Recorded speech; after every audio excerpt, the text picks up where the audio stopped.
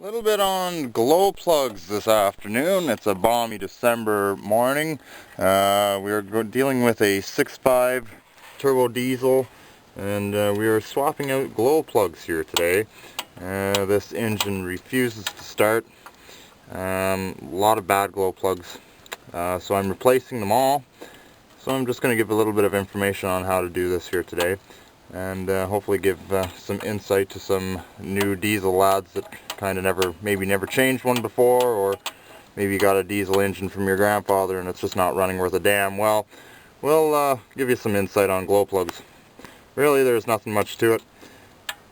It is the cheapest fix, if that be the problem. Because we are dealing with a diesel engine, if you are having bad luck with injectors, you're going to obviously look at more money. So hopefully you'll never have to go through that kind of headache, but we'll give you a little bit of insight on glow plugs. Alrighty, now a lot of service publications will actually recommend that you apply a thin, light film of anti-seize on the thread. This particular publication for this truck doesn't, but I do it anyway. Just a very thin amount. Don't gob it on there, just, enough that, just a little bit. You don't need to put a big wad on there and then just shove it into the cylinder. But anyway, it's basically the same as your spark plug. Now these, of course, do not require to be torqued down in any way. I've seen people that just take the ratchet and just force these things. And you got to remember something very clearly, is that these are no different than your spark plug on a gasoline engine vehicle, right? They're hollow inside. They're not meant to be, reefed on and torqued on. So, just snug them up.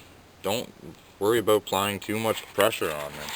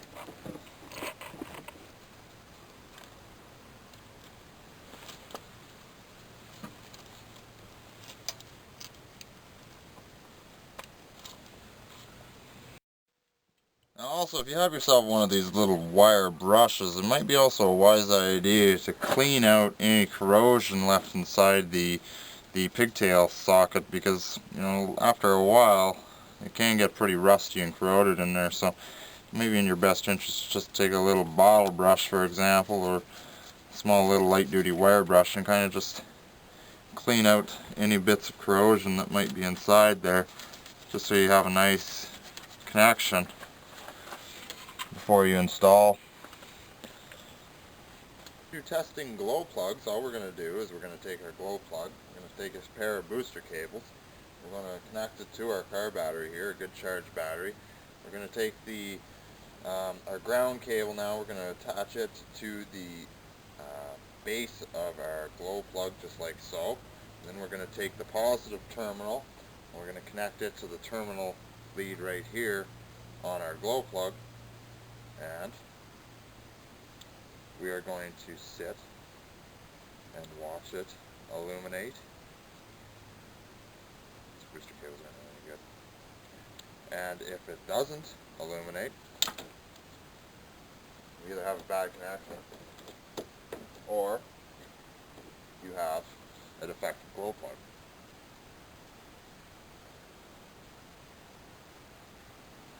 See this guy here, not doing anything.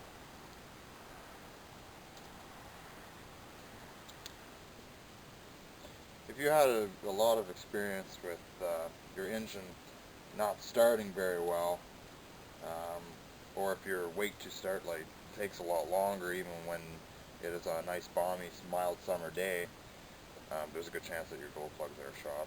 So we have some smoke coming off of this guy, and we can tell that this one is, the very tip is illuminating. We know that this plug actually is functioning the way it should.